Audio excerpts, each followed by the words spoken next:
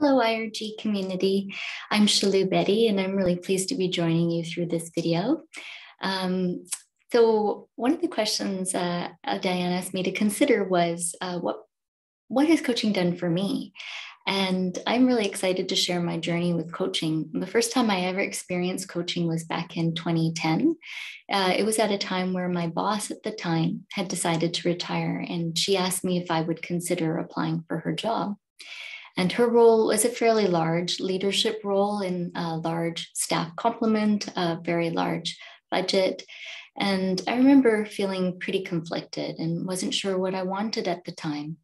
And it was my boss who suggested that we hire a coach and that I would spend time with the coach to help myself get clear. And I'm very grateful to her for doing that for me because I met a wonderful coach who spent 8 sessions with me doing a deep dive into understanding what it is that I wanted, what my values were, and what I was aspiring to be and do, and what might be holding me back. And it was during that time that I discovered that I actually didn't want to apply for that leadership position. What I actually wanted was to go back to school and to do a degree that would allow me to learn in an area of interest and to do some real deep dives into research. And I'm so glad I had that opportunity, and I'm deeply grateful for doing my PhD and chose a different path than what I thought I might have been doing.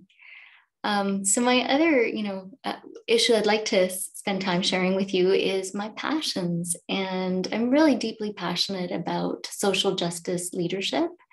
And within that, equity, diversity, and inclusion, and anti-racism. For me, anti-racism leadership is really about identity, of who we are as leaders, how we want to show up in our leadership, and how we create spaces for inclusion and belonging, for all the ways in which diversity and different identities can show up and present in our environments. And part of that, as leaders who are really about anti-racism, about social justice, is about understanding who we are, what our own identities are. What are we bringing to the environments in terms of our social identities, our racial identities? How do we have power and privilege? Where do we may not have power and privilege based on aspects of our identity? And how might that be for other people in our team?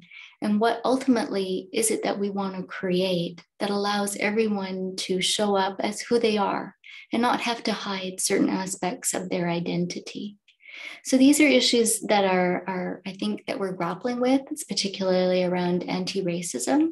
And these are topics that I'm really keen to talk more about and consider how we can build a practice that is more oriented to anti-racism, to belonging, to social justice. Thank you.